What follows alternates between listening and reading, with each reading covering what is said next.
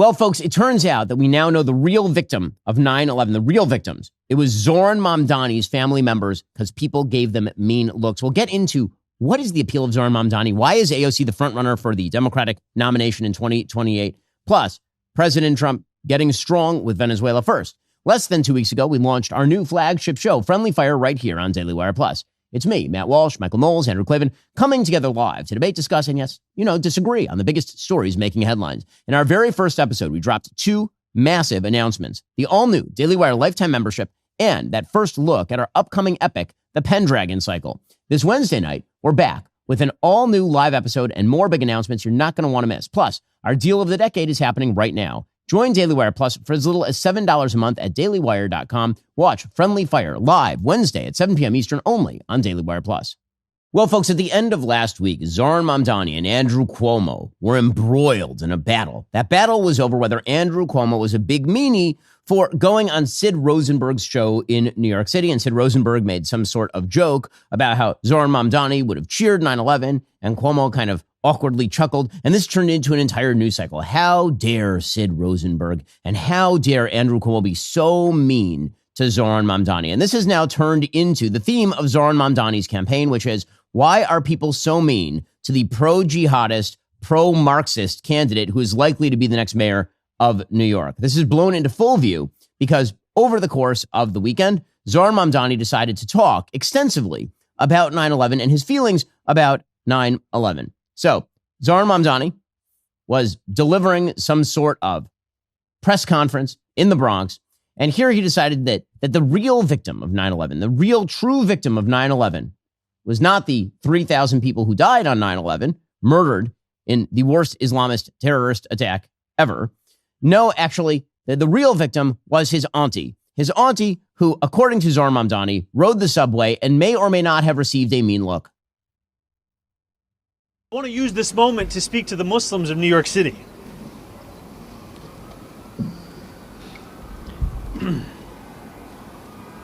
God, he's a fraud.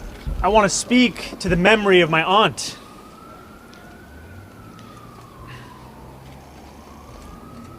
Who stopped taking the subway after September 11th because she did not feel safe in her hijab.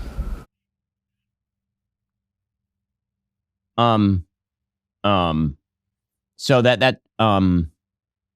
he is such a fraud. If you buy into this fraudulent human, you are a fool. You are a fool. The fake tears, he's so broken up over his aunt apparently not taking the subway after 9/11. Now, there have been some questions raised about which aunt he's talking about. At least one of his aunts was actually in Tanzania at the time, apparently. But put aside whether or not that aunt exists or whether or not she stopped taking the subway. Zohran Mamdani has somehow transformed 9/11, the worst terror event on American soil ever, and probably the worst event in the history of New York City, into a sad story about American Islamophobia. And do you understand? Do you understand what he's doing? The idea is that if he is not elected, it's that same Islamophobia that will be responsible for him not being mayor of New York. That the problem is not his pro-jihadist leanings, which we have detailed multiple times on the show. The problem is not that he has stood for Globalize the Intifada, the Holy Land Five, that he posed alongside an unindicted co-conspirator in the 1993 World Trade Center bombing, that he refuses to say Hamas should be disarmed. That's not the problem. The problem is all you people who are mean to him about those things, because you are Islamophobic. He's just doing the Norm Macdonald joke, the old Norm Macdonald joke that if there were nuclear war, if there was a nuclear bomb set off by Islamic terrorists in the middle of New York City, he's afraid for the real victims, the Muslims in New York City. This is what Mamdani is doing now. And it doesn't stop there. He's making this like a central plank of his campaign. Again, many of the things that people think of as bugs in the Mamdani campaign are features of the Mamdani campaign. They are features. Everybody who looks at Mamdani and they say, what a weird campaign. Why is he running on Islamophobia? Like, why doesn't he just run like a normal progressive Democrat? They don't understand. This is the reason a bunch of left-wing progressive Democrats are going to vote for him and do so enthusiastically. Without the victimhood, he would be a nothing burger stacked atop a nothing sandwich stacked atop a gigantic junkyard of nothing. It is the victimhood alone that has elevated Zohran Mamdani. Now you say to yourself, wait, he's not a victim. I mean, didn't his family immigrate from Uganda? Not exactly a nice place to live. And he still holds double citizenship with Uganda. I mean, aren't his parents super wealthy? Didn't his dad teach at Columbia and his mom was a film producer? How is this a complete, utter, useless human being, a leech on the fat rump of the United States? How is this person a victim? How? And the answer is that sometime, somewhere, someone gave him a mean look because of Islamophobia. Now, again, the term Islamophobia is very often just a cover for don't criticize radical Islam. If you criticize radical Islam, that's a form of Islamophobia. Islamophobia is kind of a weird charge because, again, when you look at someone, unless they are wearing religious garb, it is very difficult to be Islamophobic. Again, you don't even know that they're Muslim. Islam is a religion. Islam is not, in fact, a race. If you saw Zohran Mamdani on the street, you'd have a hard time pegging his ethnicity, let alone his religion. But according to Zohran Mamdani, the real problem here is an unreasoning, irrational fear of Muslims. That's the reason why he's having trouble right now, not his routine support of the worst people on planet Earth. But here is Zohran Mamdani doing, once again, the same routine over the weekend. I mean, this is all the Republican Party has to offer. Cheap jokes about Islamophobia so as to not have to recognize what people are living through. Attempts to pit people's humanity against each other. And I think whether it's J.D. Vance or it's Andrew Cuomo, it is the same kind of politics. It's a politics of division. The reason that I've called Andrew Cuomo Donald Trump's puppet is not just because they share the same billionaire donors. It's not just because they see themselves in each other. It's also because their vision of leading a city or a country is one where you are only able to build a constituency by pitting it against another one.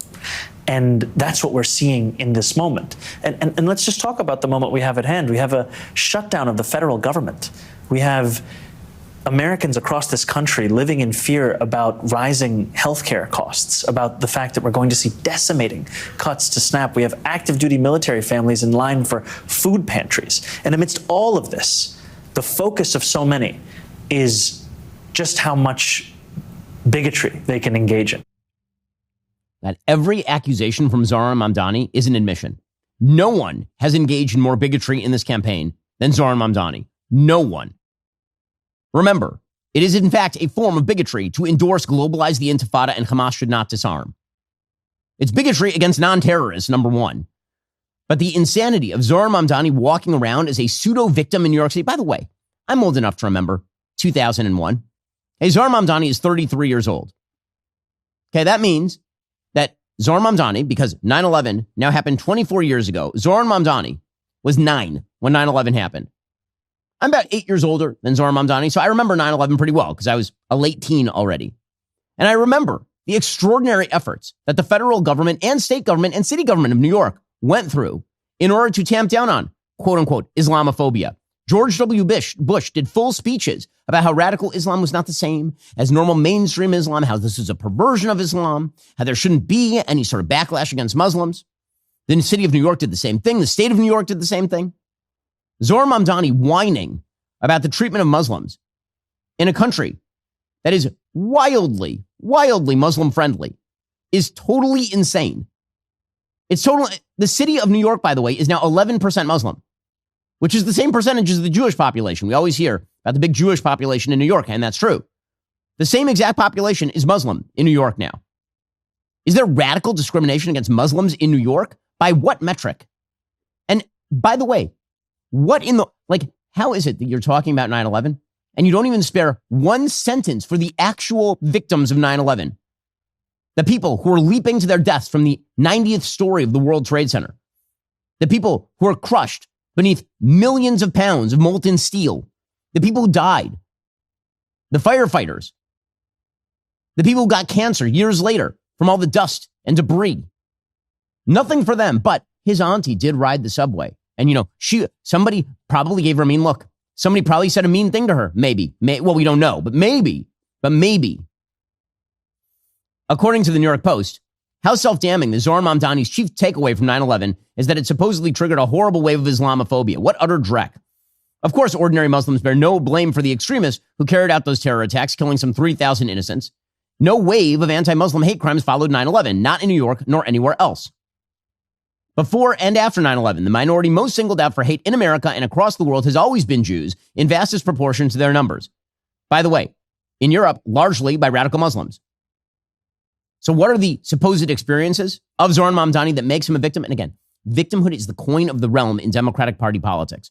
The reason that Bernie Sanders had a tougher time in the primaries than AOC will is because AOC will claim that because she is a minority in America, that means she was a victim.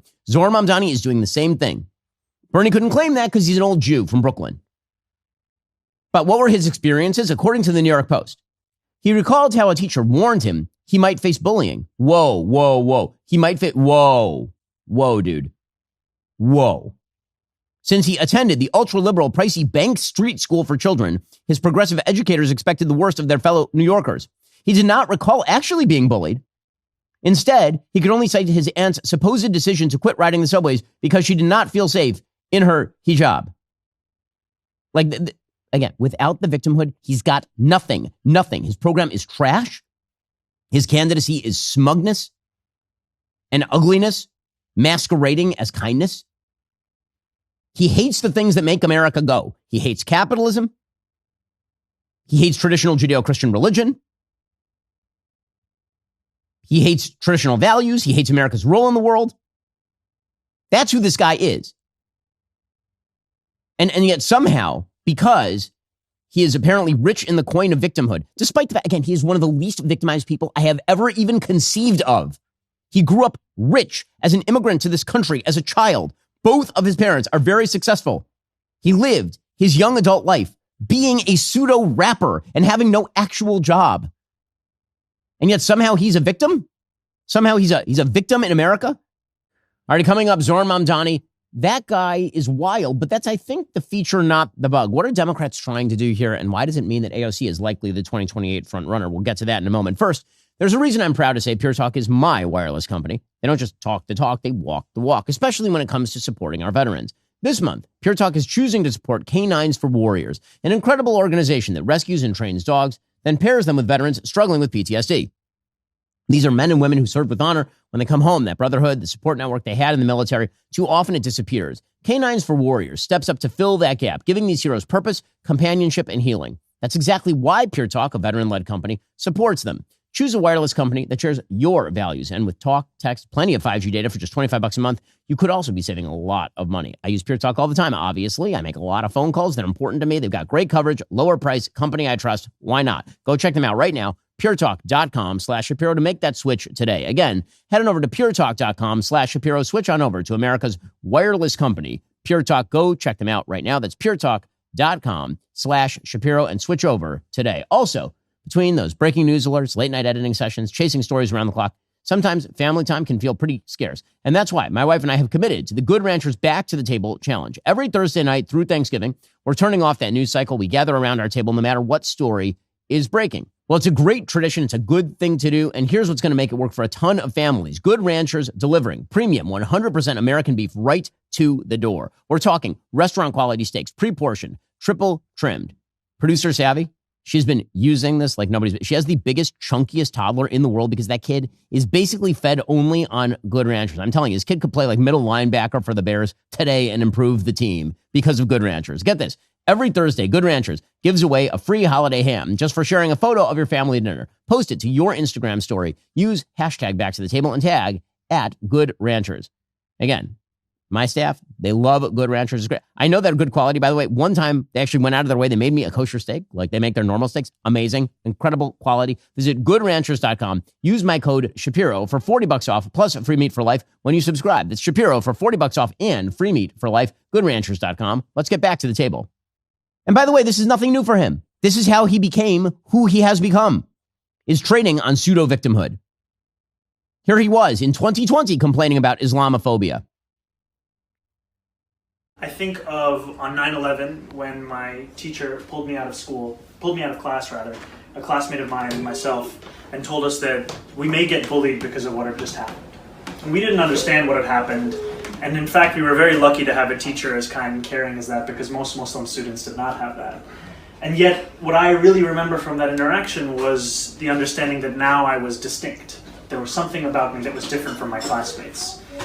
And it's a lesson that I was made to learn again and again, because a few years later when I returned to New York City after a trip with my family abroad, I was taken aside at JFK and put in a double mirrored room with immigration agents and asked, if I had just come from attending a terrorist training camp, and if I had intentions on attacking this country, and what my thoughts were on the government. And I was 15 years old, and I was terrified.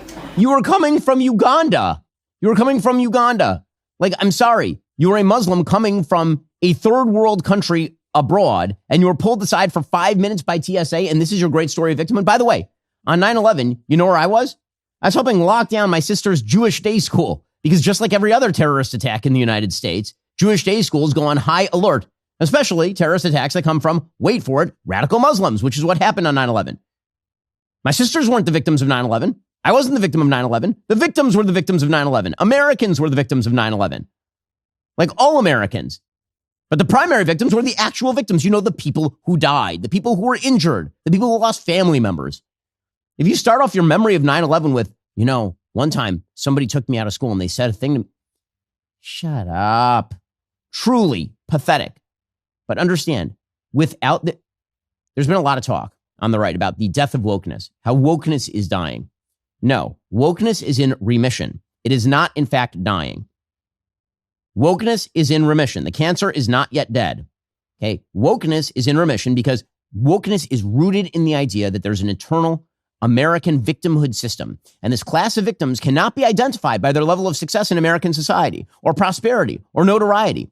It can be identified specifically by levels of racial diversity and by non-traditional background in terms of religion. This is how you can tell who, in fact, is a victim in the United States, according to the woke. And as long as that matrix is undergirding everything that is happening, wokeness is not dead. It's just waiting.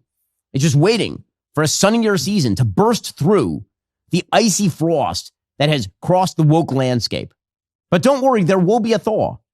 And Mamdani is the thaw. He is a green shoot of wokeness springing up beneath that permafrost. That is what he is.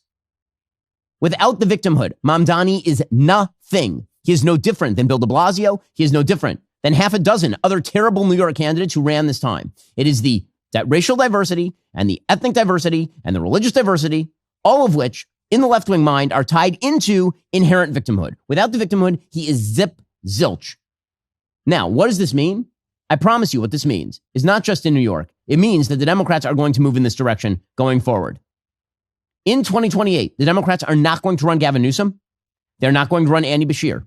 They do not have the capacity to do this. The reason that they do not have the capacity to do this is because the Democratic Party's jet fuel is a sense of aggrievement and victimhood at America itself. How America's a terrible, awful, no good, very bad place. He's going to be Andy Bashir. Andy Bashir can't credibly claim victimhood on any score. He is a straight white man. And it doesn't matter how much he virtue signals to the far left base about LGBTQ plus minus divided by sign issues. He's not one of them. He's not claiming to be a transsexual furry. And so that means that he has no coin of the realm in Democratic Party progressive circles, which is where candidate notoriety is made. Which makes it somewhat vaguely pathetic that Andy Bashir, the governor of Kentucky, he was appearing with Bill Maher. And Bill Maher started complaining about gender bills. And here was Andy Bashir, for example. If you think this is going to play in a Democratic Party primary, got another thing for you. You have this very high approval rating in your state, and yet it's a conservative state, and you vetoed 2 gender bills that the legislature overrode, which will do you well in the Democratic primary. Just briefly describe what those bills were and what your reasoning is on this. Yeah, those were both bills that mainly addressed our LGBTQ population. They were mean. They were unnecessary. Most of the time, they were meant to score political points and or hurt me in a 2023 election. What did they say? They were trying to eliminate different types of therapies, both for adults and for kids. And I think that there can be certain... You're talking about sex change. Oh, no, certain limitations, certainly for kids, I think are What about girls in sports? There was a bill on that, but here's the thing. I care too much about sports to want to let government run them. You look at where we were in Kentucky, and we didn't have a single issue that you saw in the rest of the country. We had a high school athletic association that had these really great policies that prevented any unfair advantage. They were really specific. The only athlete that we had that was trans in the state was a 7th grader. And she had started a high school field hockey team to make friends. Certainly, we ought to be able to prevent unfair advantages in the high school and the college level without making life harder for a 7th grader. Well, No, but he ain't got nothing. He ain't got nothing. It ain't going to be this guy. How about Gavin Newsom? So I know there's been a lot of talk about Gavin Newsom because he spends all of his days running around, jabbering about Trump and tweeting random Trumpian things. If you think that this lizard human is going to, he's a white lizard human. It ain't going nowhere. This guy ain't going nowhere. Here's Gavin Newsom basically announcing he wants to run for president. Well, duh. The idea that a guy who got a 960 on his SAT that still struggles to read scripts that was always in the back of the classroom, the idea that you even throw that out is in and of itself extraordinary. Who the hell knows? I'm looking forward to who presents themselves in 2028 and who meets that moment. And that's the question for the American people. Is it fair to say after the 2026 midterms, you're going to give it serious thought? Yeah, I'd be lying otherwise. I'd just be lying. And I'm not. No, he ain't got nothing either. Nope. Governor, you have long said It's not that gonna if be you him. ever run for the White House, you need a compelling why, Yeah. a reason. Are you moving closer to figuring out your own why and your own decision? Yeah, Nietzsche said if you have a compelling why, you can endure any how. And so I think the biggest challenge for anyone who runs for any office is people see right through you if you don't have that why. Yes, they do. Yes, they do. And Gavin Newsom is so white, he's transparent. It won't be him either. So that means Democrats have to look to the next level. They need somebody who can credibly claim victimhood. Well, they already tried Kamala Harris. That failed.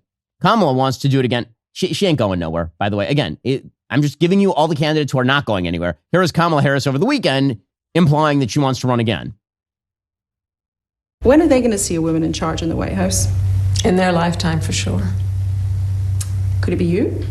Possibly. Have you made a decision yet? No, I have not.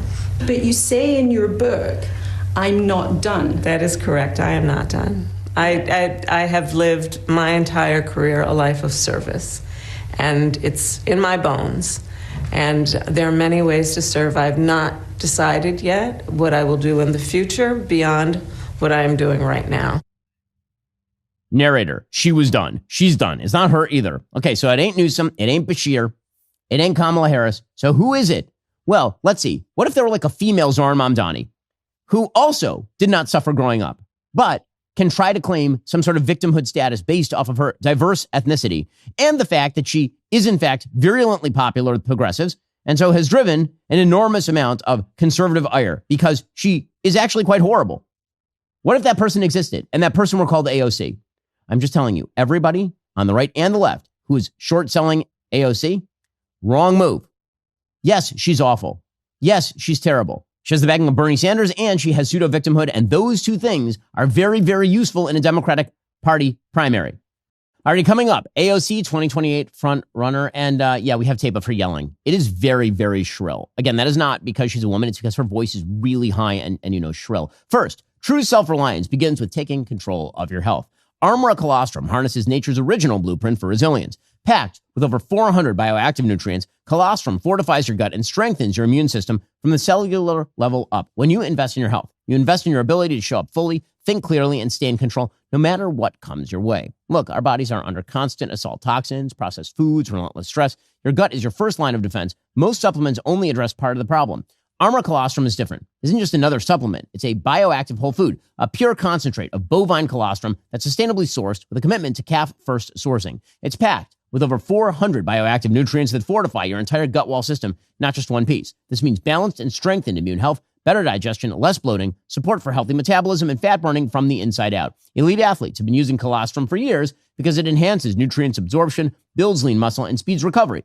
But the benefits go deeper. Cellular level support for hair, skin, energy, everything. It's not processed or manipulated. It's pure, potent, and natural. Your body's blueprint for rebuilding itself the way it was designed to function. 4 daily servings, infinite benefits. We've worked out a special offer for my audience right now. Receive 30% off your first subscription order. Go to armra.com/Shapiro or enter Shapiro to get 30% off your first subscription order. That's ARMRA.com/Shapiro. Also, this episode is brought to you by Prize Picks. You and I make decisions every day, but on Prize Picks, being right can get you paid. Don't miss any of the excitement this sports season on Prize Picks. Whether you're a football fan, basketball fan, or a fan of both, the way I am, it feels good to be right. So actually, I did go to a Miami Heat game last night, the Heat-Knicks game. And I will admit that if I had picked the Knicks, as my friends did, then things wouldn't have gone so well for me. Fortunately, people that I know picked the Heat. Prize Picks makes daily fantasy simple. Just pick more or less on at least 2 player projections. And when you get your picks right, you could cash in. Here's what's new. Prize Picks now offers stacks, so you can pick the same player up to 3 times in one lineup. You want to go all in on Steph Curry's points, threes, and assists?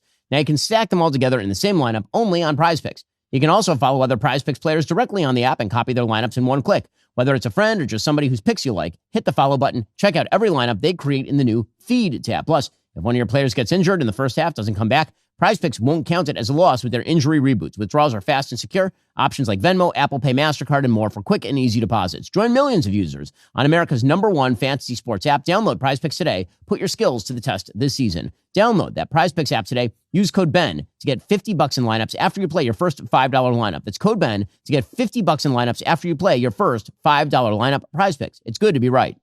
Here she was, woke ranting at a Zohran Mamdani rally.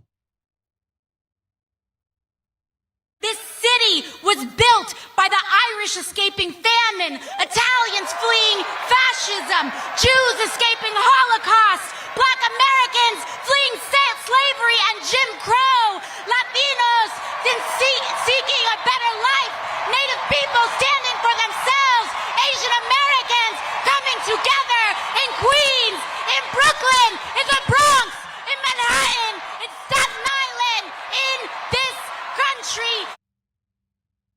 Okay, so I just want to note what she's doing there.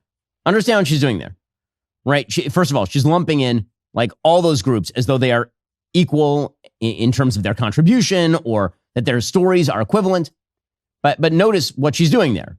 What she is doing there is she is putting together the coalition of victimhood. The coalition of now, it doesn't matter, by the way, that she opposes half those groups. That the same lady who is talking about how Jews escaping the Holocaust built New York is standing with Zohran Mamdani, who's totally fine with globalizing the Intifada, and who wept, literally wept, when she abstained from a vote on the floor of the House to provide funding for Iron Dome, which shoots down terrorist rockets coming from Gaza. Right? That doesn't matter. It doesn't matter that there is nothing about AOC and her agenda that mesh with the experiences of Italian immigrants coming to the United States in the late 19th century, early 20th century. That in fact, their agenda is not her. It doesn't matter. Now again, many people are victims and many people contributed to the building of America. She is not one of them. But she has to grab onto that mantle. Woke is in remission. It is not yet dead. It is not.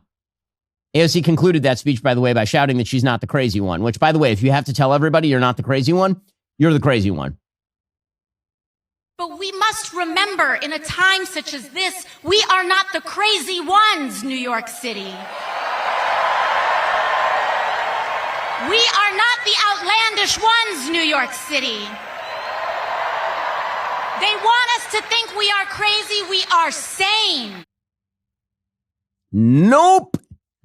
But it's an awful risk that the country is running, Vader. It had better work. Okay, running the risk where the Democratic Party goes way out to the left in order to humor the wokes. Anytime a major party nominates a candidate, that person has at least a 40% shot of being president of the United States. And as the Democratic Party moves in the direction of pseudo-victimhood of AOC and Zohran Mamdani, if the Democratic Party decides to smear that woke victimhood mentality over a Marxist pro-jihadist philosophy, bad things ahead for the United States of America, that is for sure.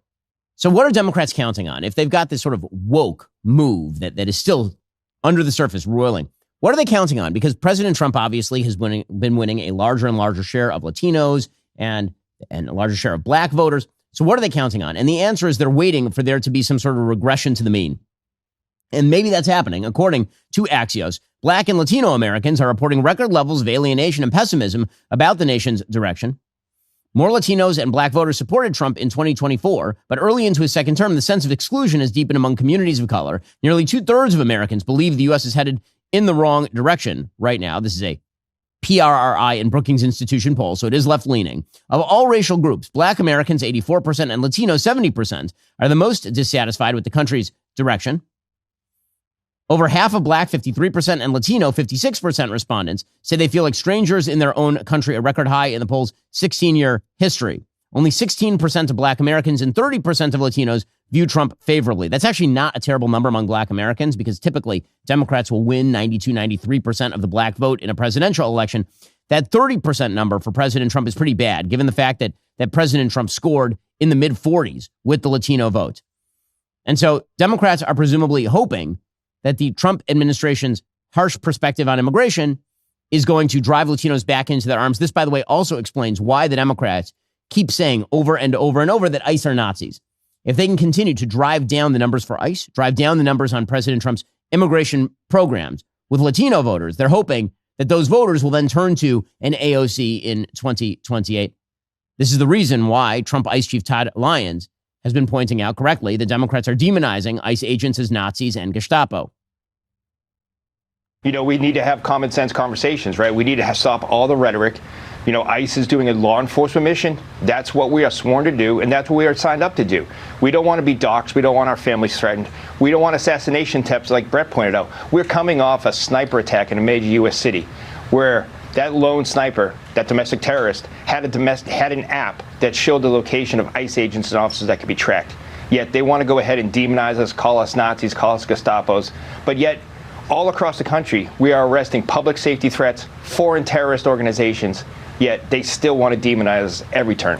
I can't believe it because it was unequivocal that sniper's motive. He was attacking ICE. He made that very clear. And then you have Lori Lightfoot saying that she wants the weight, hair color, vest, insignia, mask, shoes, and cars that you are all driving documented. I mean, it sounds like a hit list. She says that's not her intent. She doesn't want you guys doxxed. Now, again, the question becomes for Democrats, why are you doing this? And the answer is they are doing this because it is not about the broad spectrum of American voters. The goal for Democrats is to create fear among Latino and Hispanic populations in the United States in the hope that it will drive them back into the rising coalition that Democrats have been attempting basically to forge since 2012. This also explains why Democrats are still holding on to this government shutdown. So the reality is the government shutdown is nonsensical. There's no reason for it at this point. Scott Bessent, the Treasury Secretary, points out that moderate Democrats should move together to end this. We'll explain in a moment why they're not. The American people are hostage to Chuck Schumer and Hakeem Jeffries' poll numbers because what's changed between now and the last time there was a clean continuing resolution is Chuck Schumer has tanked in the polls. Both of the two guys from Brooklyn, like I call them, are worried about being primaried from the left.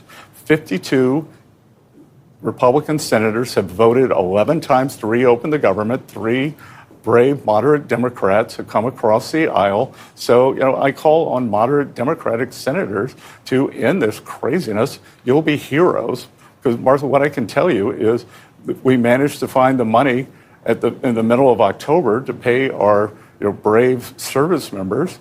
And I think we'll be able to do it on November 1st. But we're going to be out of money on November 15th. And, for a military not to get paid is a disgrace. Now, there's no actual reason why Democrats are doing this. As the New York Post points out, if you strip away the lies about Obamacare subsidies set to expire this year, Democrats' main excuse for shutting the government goes up in smoke. Above all else, Democrats claim they're looking to protect health care, that expiring Obamacare subsidies will send premiums soaring and cost many their coverage. The truth, premiums are expected to rise by 20% on average, but the expiring subsidies only account for 4 of those percentage points.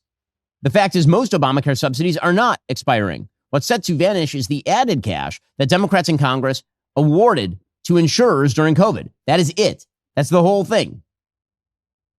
So what exactly are they doing? The answer is that they are posing as anti-Trump extremists in order to create the feeling that there's an anti-Trump coalition. That's all this is. It's about gestalt. It is not about policy. It's about gestalt, like an overall feeling that you're supposed to have about Democrats, that they are opposing Trump and his tyrannies. And this is why Democrats seem confused, because the shutdown is a peculiar hill to die on this one. Hakeem Jeffries, he's out there, the House Minority Leader, saying the GOP has shown no interest in reopening the government. Dude, they put up a bill every single day, every day, that the Senate is in session. They've put up a bill to just fund the government at continuing levels. It's you guys who are voting it down. Well, unfortunately, in day 25, what we've seen is that Donald Trump has shown zero interest and Republicans have shown zero interest in reopening the government. Our view from the beginning, Leader Schumer, Senate Democrats, House Democrats, we've all made clear that we will sit down with anyone, anytime, any place, either at the Capitol or back at the White House to negotiate a bipartisan agreement that actually meets the needs of the American people. But at the same time, we have to decisively address the Republican health care crisis because it is crushing everyday Americans, working class Americans, and middle class Americans. The only reason they're doing this, it is all posturing. It's all remember, the Democratic coalition is supposedly aggrieved people and liberal white women. That is the Democratic coalition. So they've already catered to the supposedly aggrieved. That's what they do every day. It's Zohran Mamdani, AOC, and the rest of the party. And now they're attempting to cater to the liberal white women who simply want opposition to Trump and will go out and march at No King's rally. That's the coalition in the end. And it does explain why Democrats are not trying to cash in on the actual vulnerabilities of the Trump administration. Things like, for example, tariff policy or crypto policy, because those are things that neither side of their coalition really cares about. Their coalition doesn't care about tariff policy. Their coalition doesn't care about economic health. They care about grievance politics. That's all. Grievance politics and personal hatred for Trump. That's the entire Democratic Party at this point.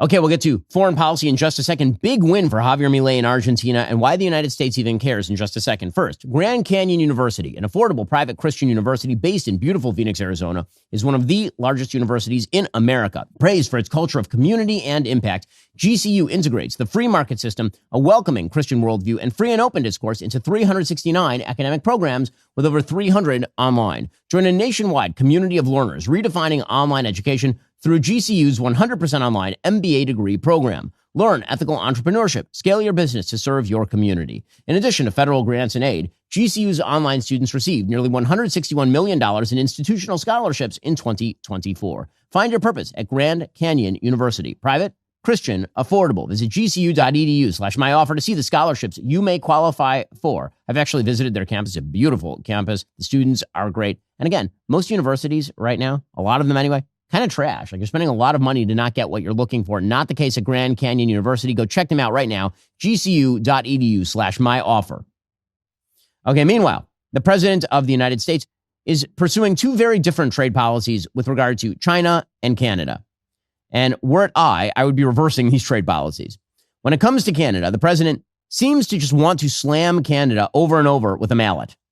And I will admit confusion. I think Mark Carney is terrible. But also, if the president of the United States, when he had come into office earlier this year, had not smacked Canada across the face, then probably Pierre Poilievre would be the prime minister of Canada right now. And that would be much better. Because it turns out it's better to have people who generally agree with you about the world in positions of leadership globally.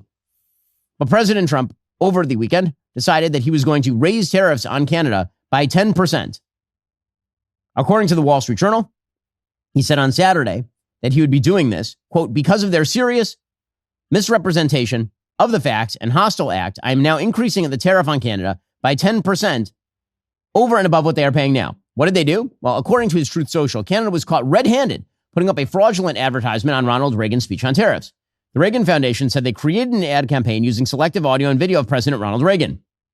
The ad misrepresents the presidential radio address and did not seek nor receive permission to use and edit the remarks. The Ronald Reagan Presidential Foundation and Institute is reviewing its legal options in this matter.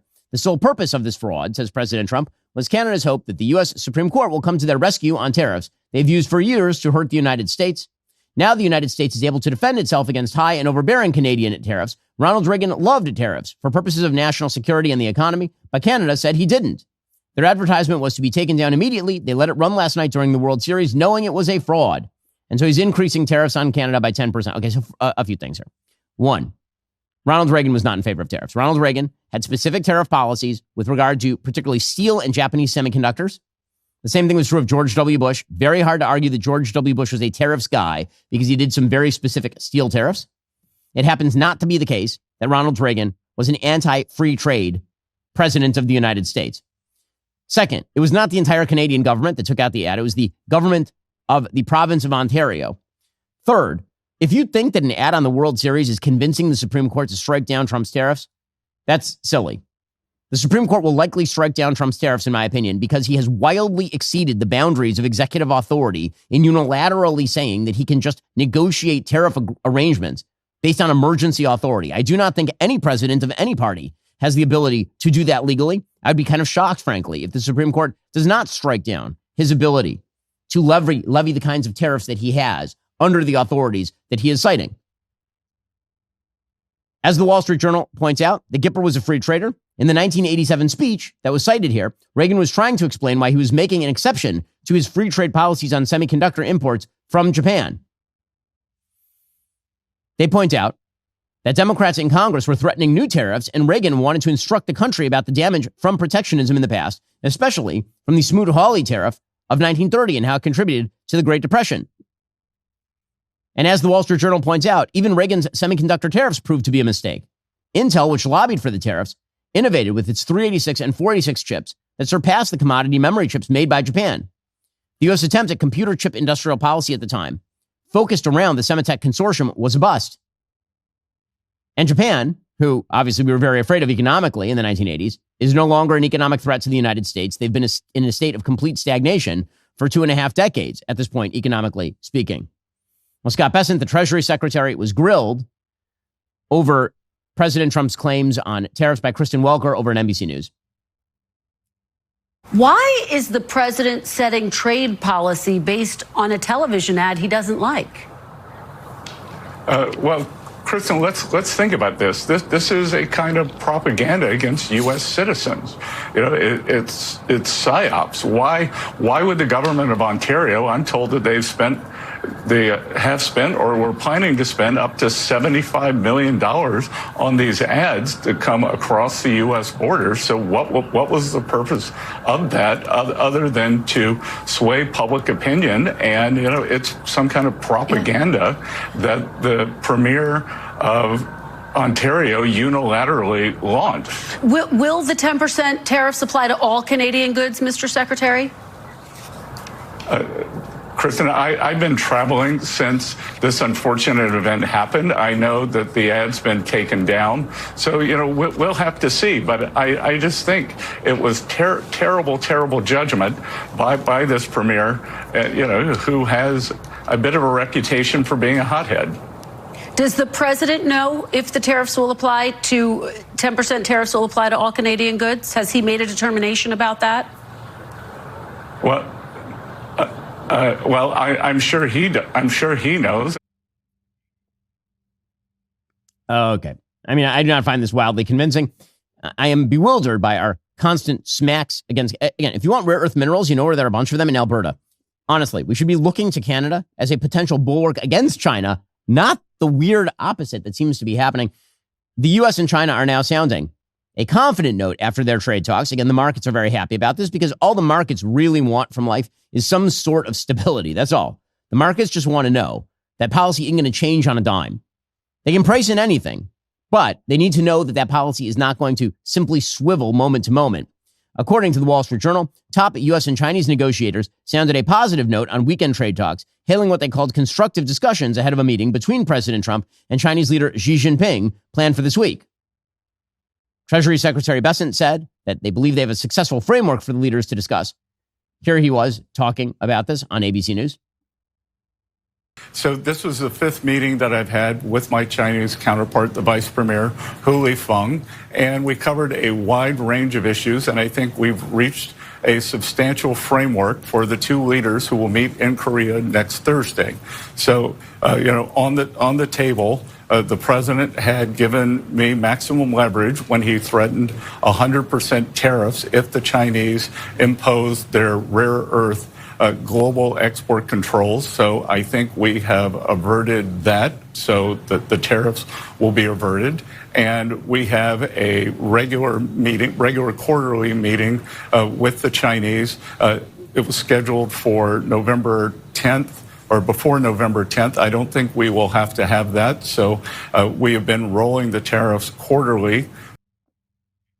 Now, one of the things that's happening here is that China has really upped its pressure on its export of rare earth minerals, which, of course, the United States requires as inputs for an enormous amount of its manufacturing and for many of the most important things that you use in daily life. This is one of the reasons why we should be, diversifying away from China. And we should have actually inked a bunch of great trade deals with countries surrounding China before turning to China. You get all your ducks in a row, and then finally, you're going to go for the big fish. It seems like we did the opposite, and now China actually has been sort of jujitsuing us in these negotiations. Apparently, President Trump is likely to visit Xi in China in early 2026. Xi might visit the U.S. later next year, Bessent told NBC News in a separate appearance. The president says that he's going to press China to resume purchases of U.S. soybeans, crack down on Chinese companies exporting chemicals used to make fentanyl, and ease control on rare earths. I think that I am uneasy, shall we say, about the state of these deals. Secretary Bessent also said that a final TikTok deal has been reached. Now, I can only hope this means a transfer of control away from the Chinese Communist Party and towards some American party that can rejigger the anti-American algorithm TikTok uses in order to propagandize to Americans. But here's what the Treasury Secretary had to say. Margaret, we reached a final deal on TikTok. We'd reached one in Madrid, and I believe that as of today, all the details are ironed out, and that will be for the two leaders to consummate that transaction on Thursday in Korea. Now, Margaret Brennan on CBS News asked him, has China agreed to give up control of the algorithm that determines what users see? And Bessent didn't explain. I find this disquieting. The entire purpose of the congressional bill that was signed into law, supported by President Trump, was to divest TikTok's control from China. If that does not happen, then that is, in fact, a fail. Alrighty, meanwhile, some good news from South America. Javier Milei's party has now won a mandate for a free market revolution in Argentina. There's a lot of dyspepsia, a lot of concern that Javier Milei, who has basically had to use economic chemotherapy on the Kirchnerist economy over in Argentina, the big state, horribly regulated, nationalized economy of Argentina. When you use shock therapy on an economy, it can absolutely get down your debt levels. It can absolutely increase the price of your currency. It also is going to have some downstream effects in terms of how people live. Because if you revalue your currency and it turns out the peso is worth a lot less than you were saying that it's worth, for example, people's money doesn't go nearly as far. And so that's why the United States stepped in and basically gave a loan to the Argentinian government to back Milei's play. Because the idea is that if you want a pro-capitalism, pro-America ally in Argentina, then you give them a loan, sort of like the Marshall Plan, in order to ensure they don't fall into the Venezuelan Nicolas Maduro Cuban category. And it worked, because yesterday, according to the Wall Street Journal, Milei scored a decisive political win on Sunday, strengthening his position in Argentina's Congress and securing a lifeline for his audacious free market revolution backed by President Trump. Full disclosure, as you know, I'm a huge Milei fan. I think what Milei is doing is one of the most important things in the world right now. I think that the move away from socialism and dependency theory in South America and toward embrace of free markets is an excellent thing for the United States. I think if you don't want gigantic waves of migrants coming up from South and Latin America, then what you actually need is functional states in these places. Allies are better than enemies in these places. Milei is an extraordinarily pro-American ally. With more than 99% of the votes counted, Milei's Freedom Advances party won almost 41% of the national vote and more than doubled its representation in Congress. That means that his party and allies secured at least 1/3 of the seats in both chambers, and that allows Milei to preserve his veto power and defend his sweeping decrees. So that gives him fresh political momentum, and it also shores up his standing with both Washington, D.C. and the IMF. Because again, what they said is we're not going to pour more money down a rat hole, is what President Trump said. He said we're not pouring more money down an Argentinian rat hole. If it turns out that Argentina is ready to govern like a responsible country, then yeah, investment's going to come in. And this, by the way, is true for investors. I've been talking with a lot of investors looking at Argentina's economy, and they look and they see opportunity. But they were worried, okay, we're going to put our money in. 5 minutes later, Milei will be out, and you'll end up with another Kirchner type. And if that happens, then your money's gone.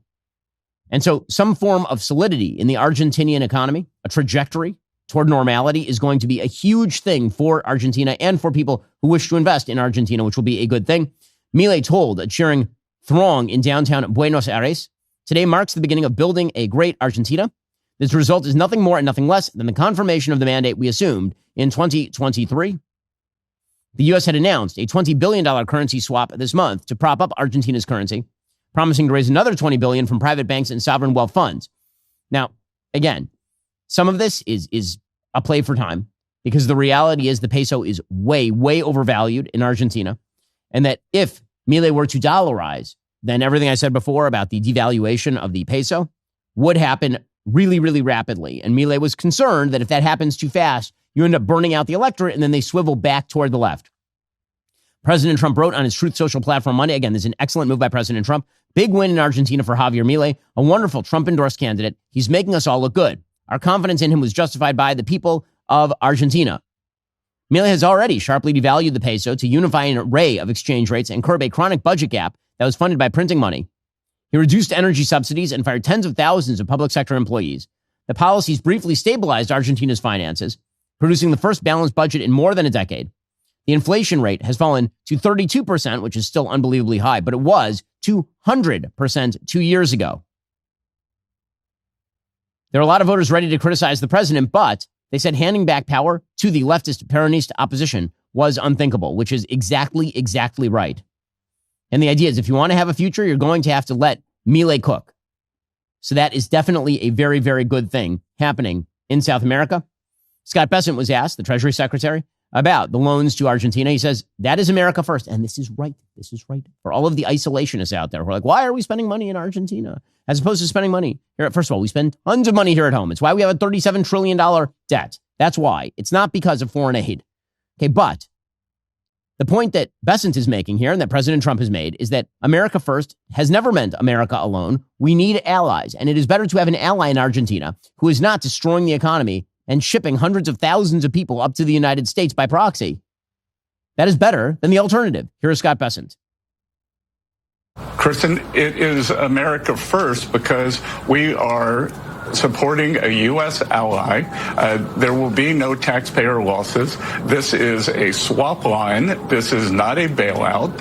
And it is from the Exchange Stabilization Fund, which Treasury, I control at Treasury. It is never registered a loss. It is not going to register a loss this time. We are supporting a U.S. ally in Latin America, and we want to set the tone in Latin America. Yeah, again, this is a good thing. By the way, the president is being very, very aggressive in Latin America.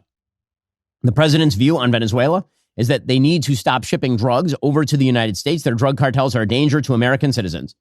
According to the Washington Post, the United States is massing an unusual buildup of warships, fighter jets, and surveillance aircraft off the coast of Venezuela as the Trump administration expands its military campaign against what it says are transnational criminal organizations. The aircraft carrier USS Gerald Ford and its associated warships are heading to the region, according to the Pentagon. The United States already has warships, an expeditionary marine unit, drones, fighter planes, and surveillance aircraft in the Caribbean and Eastern Pacific. Now, there are a lot of people who are worried about regime change in Venezuela. Now, nobody is talking about a full-scale ground invasion of Venezuela. No one that I'm aware of is talking about this, nor would that be a good policy for the United States. If some sort of covert CIA action were to topple the regime in Venezuela, that would be a good thing. It would be good. This bizarre idea that the best available scenario is always to leave the worst dictator in power because Saddam Hussein is benighted. You know, sometimes the analogies work and sometimes they just don't. And until Nicolas Maduro and Hugo Chavez came on the scene, Venezuela was a fairly wealthy country. And it turns out there's an opposition ready to step in and do something about it. Now, the big question in Venezuela, of course, is the military, because Maduro, like all dictators, has purged all the top levels of the military of potential rivals. However, it is very clear that Maduro is increasingly uncomfortable with the amounts of pressure being levied against him by the United States. Here he was begging for what he called no crazy war. Not war, not war, not war. Just peace, just peace, just peace. Forever, forever, forever. Peace forever. No crazy war. No a la guerra loca. No crazy war, no crazy war. Please, please, please. Yes, peace. Peace forever. Peace forever. Ooh, Given? Well, maybe you should, stop tyrannizing your own population and shipping drugs up to the United States. That'd be a better than just shouting peace forever while you don't let anybody vote and destroy your own country economically and nationalize all the resources and make yourself wealthy. Senator Lindsey Graham of South Carolina says that he believes there will be some land strikes in Venezuela because of the drug cartels. Here was Lindsey Graham on Face the Nation on CBS News.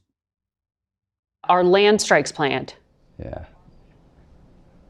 Yeah, I think that's a real possibility. I think President Trump's made a decision that Maduro, the leader of Venezuela, is an indicted drug trafficker, that it's time for him to go, that Venezuela and Colombia have been safe havens for narco-terrorists for too long. And President Trump told me yesterday that he plans to brief members of Congress when he gets back from Asia about future potential military operations against Venezuela and Colombia. So there will be a congressional briefing about a potential expanding from the sea to the land. I support that idea.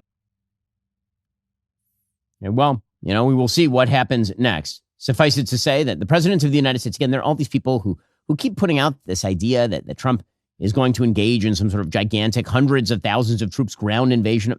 Have you seen President Trump? These are the same people who warned you World War III was going to happen when President Trump launched literally one B-2 sortie destroying the Fordo facility in Iran. That is not how President Trump operates. That is a different thing from saying that he is going to do a strike on narco-terrorists inside Venezuela. Well, this week, Daily Wire Plus is premiering a brand new documentary called Hiding in Plain Sight, America's Trafficking Epidemic. It's one of the most important things we've done here at Daily Wire Plus. Joining us on the line to discuss is Derek Banner. He's CEO of Our Rescue, the nonprofit organization dedicated to combating sex trafficking and child exploitation. Derek, thanks so much for the time. Really appreciate it. Hi, Ben. It's great to be with you and great to meet your audience. Thank you. So let's talk about what parents don't know about how kids get involved in things like sex trafficking and how they are getting dragged into this via the tools that parents are very often giving them, their cell phones, their iPads. Yeah. So, technology is a double-edged sword. It's a definite an aspect that law enforcement uses and leverages in these investigations and to keep children safe and to prevent traffickers from operating in our neighborhoods and our towns. But the predators and the sex traffickers are leveraging technology at an equal, if not greater level than law enforcement. So what are some of the chief apps that predators are using in order to gain access to children? How do they use those apps that parents think are innocuous in order to do so? The short answer, Ben, is all of them. So they are leveraging technology at scale. So they're leveraging the internet, they're leveraging social media platforms, even seemingly innocent gaming platforms, online gaming platforms. Any and all of those are opportunities for offenders and predators to attempt to try to engage with children at a scale that we've never seen before. So you've talked a fair bit about the gap in support for law enforcement efforts to fight to protect children. People don't really understand what it is that law enforcement can and should be doing. What should law enforcement be doing? What capabilities do they have, and where do they fall short? So law enforcement is the men and women that investigate crimes against children are, I think, some of the greatest heroes in our country in law enforcement. It's one of the hardest jobs in law enforcement. The content and the material itself is something that you just can't unsee and unhear. And of course, the sense of urgency around the backlog and the issue itself creates another level of complexity. I can set the stage for you a little bit in terms of what the law enforcement faces in terms of just pure numbers. In 2024, the National Center for Missing and Exploited Children received 20.5 million suspected reports of child exploitation. Within that 20.5 million, Ben, is another 63 million files, videos, images of child sexual abuse material, or CSAM as it's referred to. So let's talk about some examples of this so people get sort of a fuller picture of how this happens. Can you give me an example of how a child would be sucked into this more specifically? So predators are, as we said earlier, they are engaged in actively trying to entice minor children into providing explicit material over the internet or through encrypted chats or through grooming techniques on these platforms. Once that happens, these explicit images are then shared within the predator community. It's essentially their goal is to create these images, and then they're traded over the internet, on the dark web, and around the world. Well, you can check out Derek's work over at Our Rescue. Also, you can check out the brand new documentary that's going to enlighten you about the dangers facing your kids over at Daily Wire Plus. It's available for free thanks to the support of our members at Daily Wire Plus. The film is Hiding in Plain Sight, America's Trafficking Epidemic. Derek, thanks so much for the time. Appreciate it. Thank you, Ben. Alrighty, coming up, speaking of foreign policy, the President of the United States has brokered yet another end to yet another conflict. You know, Captain War over here actually just doing lots of peace. Remember, in order to watch, you have to be a member. If you're not a member, become a member. Use code Shapiro. Check out for 2 months free on all annual plans. Click that link in the description and join us.